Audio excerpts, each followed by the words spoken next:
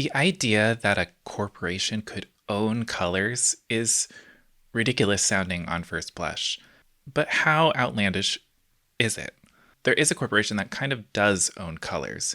Maybe not in the true sense of ownership, but they have control over their creation and by extension, who can use them. The corporation that I'm talking about, as you probably have guessed, is Pantone. Pantone essentially holds colors hostage across a number of industries for profit, attempting to make color a private business. All of this kind of sounds really bizarre, but don't worry, we're going to go into it because I did a massive deep dive, so now you have to come underwater with me. Sorry, baby, it's time to suffer.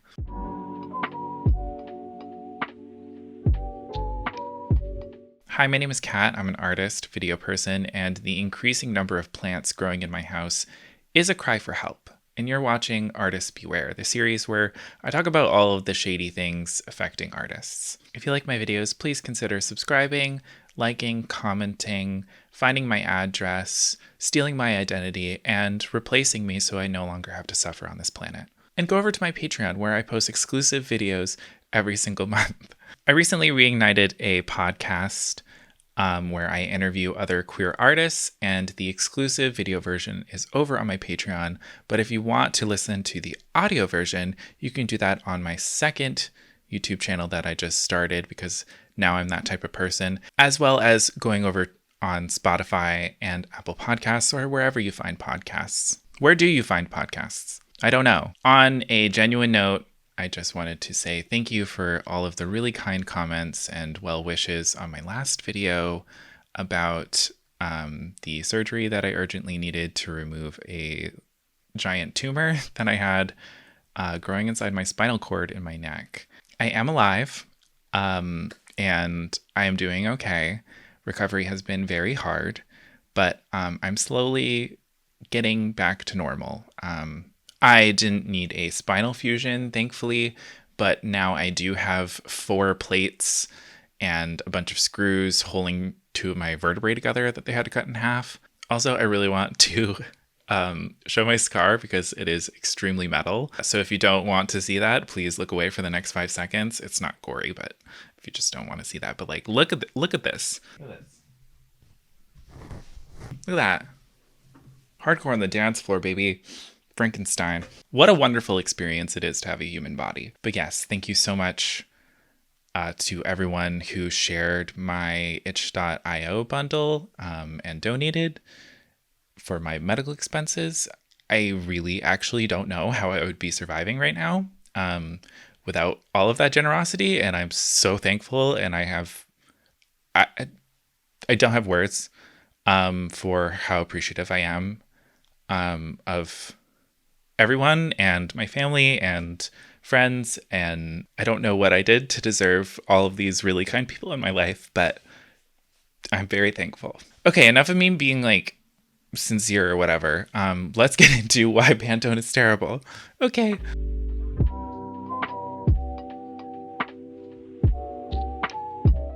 Before this year, I had a very limited understanding of what Pantone was or what they did. I thought of them mostly as like, oh, that business with the expensive color swatch books that interior and fashion designers use. And oh yeah, they do that color of the year thing.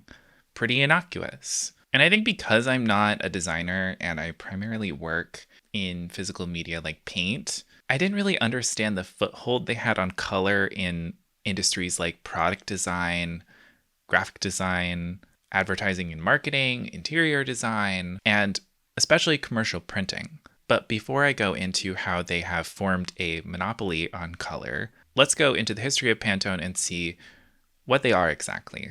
Pantone was originally founded as a simple commercial print company in the 1950s.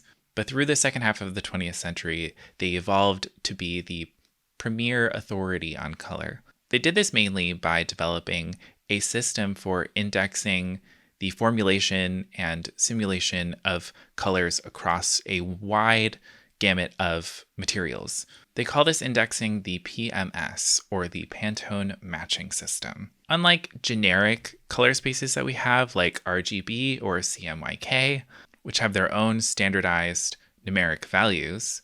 PMS codes for color are, like I said, proprietary, so they are the exclusive intellectual property of Pantone. Let's look at what the PMS consists of. When reviewing their very concise and easy to follow indexing system, it appears there are 1,867 colors in it. Or perhaps maybe more than 3,000 colors, or a different number of colors based on where you find this information. But regardless, each color has a 4-digit number followed by either a C or a U, which represents how any particular color looks on either coded or uncoded paper. The system is sometimes grouped numerically by color, but also sometimes not at all. So it can be unclear where to find any particular shade based on numbers. Like, 2 different shades of pink aren't going to be necessarily close together in number. They could be 135 or 921. You'd also think that because there's 1,867 colors, that the color numbering would go from 1 to 1,867, but it doesn't at all. It's a very smart and good system that makes complete sense and doesn't frustrate people. So how and why do so many industries rely on Pantone's indexing system? What's the advantage?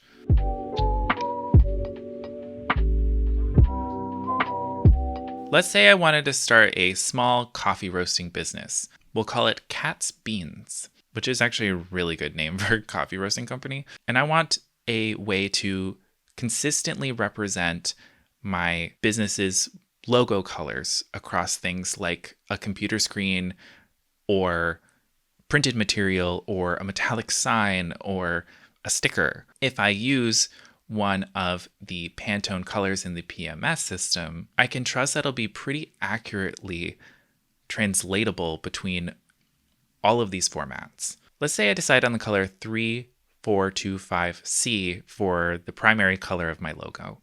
The method of printing the exact 3425C color uses what is called spot printing. Companies typically use spot printing to cover areas of a printed material with one color. And they'll use the formulation guides from Pantone's indexing system to determine how to make it using a bunch of base ink colors. So essentially, Pantone just provides the recipe for their colors. That is what their intellectual property and their patents are. This spot printing technique is opposed to something like process printing, which is often used, which prints from CMYK inks, and that can be used to create millions of different colors and gradients of colors. Much like your printer at home that you hate because it never fucking works. The pitfall of process printing, though, is that it's kind of limited in the number of colors it can make, and it can't really make super saturated colors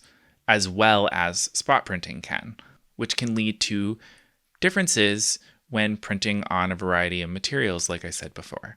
In fact, a good number of Pantone's colors can't really be made in full using CMYK inks, making spot printing the most reliable way to recreate Pantone's colors. This ability to create branding consistency has made the PMS very appealing to many industries. The adoption of the PMS has become kind of universal over the decades amongst large corporations. And now much of the modern commercial world, at least here in North America, relies on Pantone's systems. Think of any large corporation and they probably have a defined Pantone color to distinguish themselves from other businesses.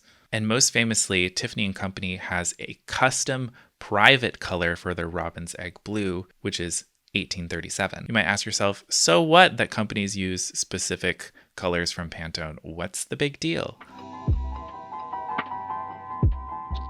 Well, there are 2 major problems. One is because Pantone owns the intellectual property to the color labels, and now so many industries rely on it, it can be challenging to avoid using Pantone at all. The second is those companies that I mentioned earlier have those colors exclusively licensed by Pantone, and they are now legally trademarked using their system. So, not the company's name, not the logo, just the color can be trademarked by a company. And I imagine that these companies pay Pantone a lot of money to do so. This means it can be legally murky for other companies to use those trademarked colors without fear of a lawsuit, especially if they are in the same industries. The history of companies being able to trademark specifically a color is relatively new, with the first exclusivity of a color belonging to Owens Corning, who created the pink house meat in 1985, essentially legally not allowing any other company to dye home insulation with that pink color, just like they do on animal meat in the grocery store. Since then, other companies have piggybacked on that precedent, trademarking singular colors and suing one another for apparently infringing on it. Like Hershey's sued Mars over an orange used on their candy wrappers. And T-Mobile has sued many companies for allegedly having too similar of a magenta to theirs, claiming they were profiting off of the recognition of T-Mobile's magenta. So going back to my coffee business, I might want to think twice before I use shade 3425C, because that's the specific shade trademarked to Starbucks. And because we're in the same industry of coffee, Starbucks could potentially sue me for infringing on their intellectual property. So effectively, while these companies don't own colors in the true sense of ownership, like I said at the top, they have legal precedent for their exclusivity, at least enough to deter other companies from trying to use their colors in fear of legal repercussions. Some scholars and lawyers have been rightfully concerned about the ability of large corporations being able to control specific colors. And they have proposed that this could potentially cause what they call the color depletion theory, and using this theory to argue against the trademarking of colors in court. The color depletion theory proposes that there are a limited number of colors in the pool of definable colors, especially in a system like Pantone. And if too many companies start trademarking individual colors, it essentially removes colors from that pool and leaves fewer and fewer options as time goes on. I think there is absolute merit around these concerns that companies can legally trademark a color, allowing no one else to use it, because that is insane. It's a color. You didn't invent it. However, it does seem like it is somewhat challenging to actually go through the process of trademarking colors, especially for the individual use across all industries. So I don't think there's necessarily cause for immediate panic about it. It just is so ridiculous to me that there is this precedent that has been set when, like I said, it's a color and is something that companies didn't invent or come up with. They just labeled it and now they can own it for some reason. Pantone has been described as being almost like a government agency on color because of how tight of a grip they have on its usage. I mean, at this point, they might as well be a government agency because multiple countries officially refer to the colors in their flag using Pantone shades. But people are starting to hop off the Pantone train in recent years.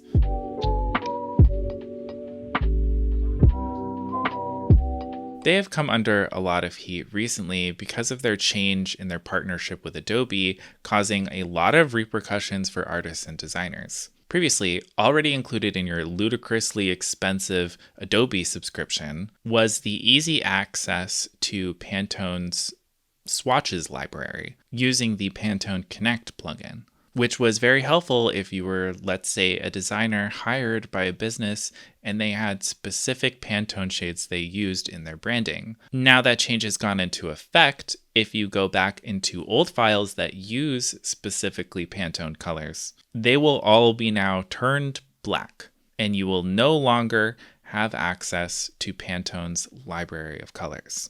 Unless, of course, you pay an additional $15 a month. The reason why this happened isn't exactly clear, but it seems like there was some sort of exhaustion between the partnership of Pantone and Adobe, resulting in the users having to suffer and fork out more money for this already expensive software. Not paying for Pantone Connect now doesn't necessarily lock you out of finding Pantone colors in, let's say, their hex code values, but it's now just a lot more inconvenient to use all of those colors and to find them and to go back and correct old documents. And it's just like a greedy, douchey move. One way to get around using Pantone at all for their colors, if you have to, is, like I said, using hex code values that are approximate to the Pantone colors. The artist Stuart Semple made a bunch of libraries that you can plug into Adobe software. The plugin is called Freetone and is free to download over on his website. Digital plugins aren't the only way Pantone holds their colors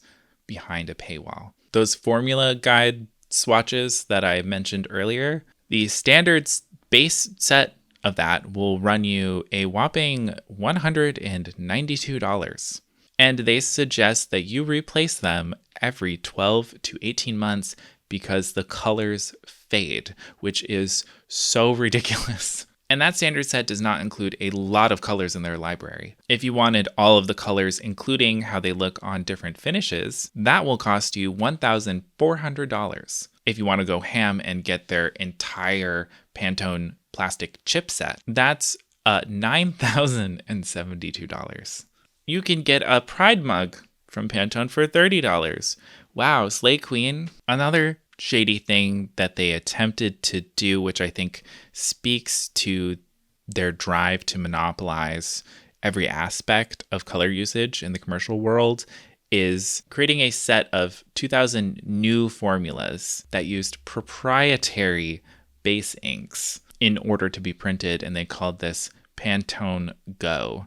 So not only would everyone have to go through Pantone for their ridiculously expensive swatches or their digital plugins, but commercial printing companies would have to stock an additional set of base inks exclusively from Pantone to make any colors in that library. And the kicker is, companies that make base inks compatible with PMS already have to have a license from Pantone to make those inks at all. So there's like literally no point of them doing that other than to have complete control and ownership of every aspect of the color making process. They tried it again in a different way in 2008 by making something they called hexachrome, which relied exclusively on using a specific Adobe plugin and again could only be printed using proprietary inks. Also, in the last couple months, it seems like they updated their PMS formulas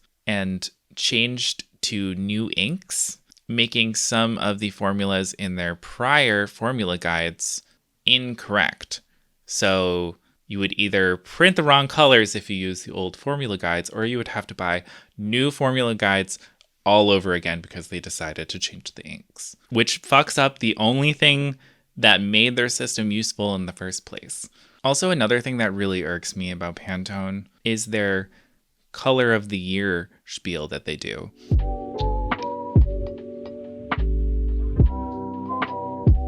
If you are unfamiliar, since 1999, Pantone selects one color from their system each year and elects it as the color of the year. This is supposed to be determined by what is happening on both cultural trends as well as industry trends, and it gets quite a lot of orchestrated press coverage every year. And the color of the year is much less about responding to culture and trend forecasting, and is really more of just a corporate partnership gimmick to get you to buy from brands that Pantone partners with, and of course to promote itself as well. Pantone enters exclusive licensing agreements with different brands every single year, months before they announce the color of the year. So that when they drop it in December, there's suddenly all of these new products people can buy that are limited edition in the new color of the year. This starts to feel even more weird and inauthentic and manufactured in years like 2019, when the color of the year was living coral, in response to the disappearing coral reefs as a result of the ongoing global climate crisis.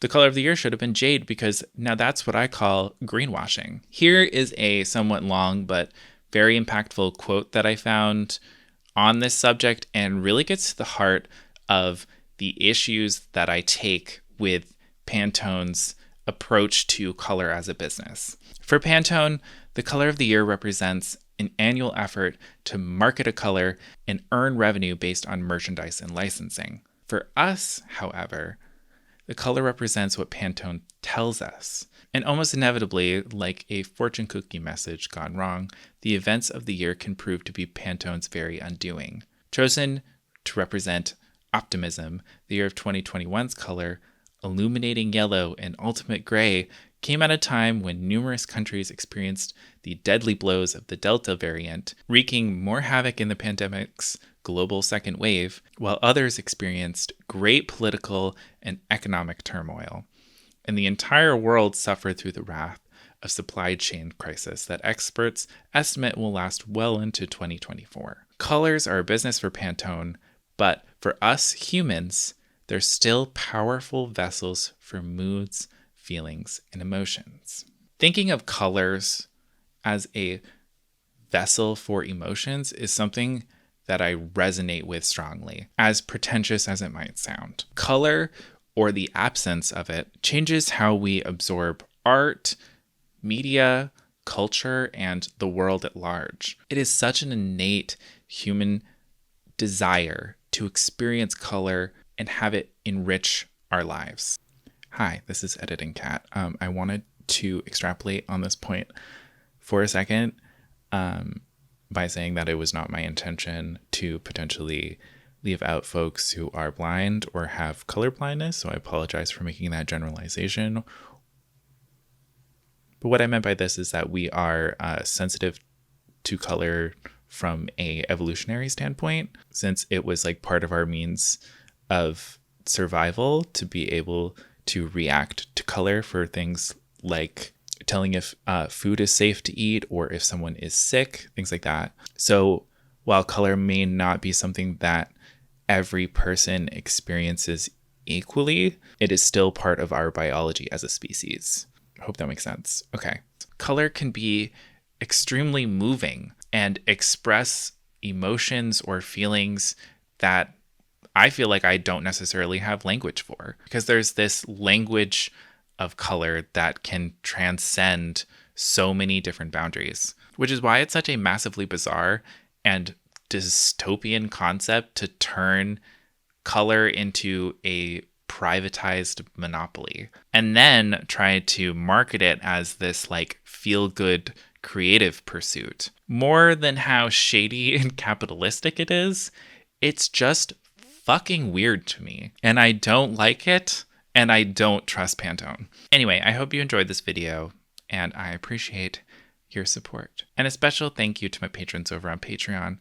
I objectively love you more. Again, if you want access to dozens and dozens of hours of exclusive video content, from things like my podcast to guides on how to paint portraits or process videos of my own paintings, go over to my Patreon. So I will see you in the next video. And until next time, doing art. Did you get it? Did you get shadiness? Like shades of color? Oh my God. Did you get it?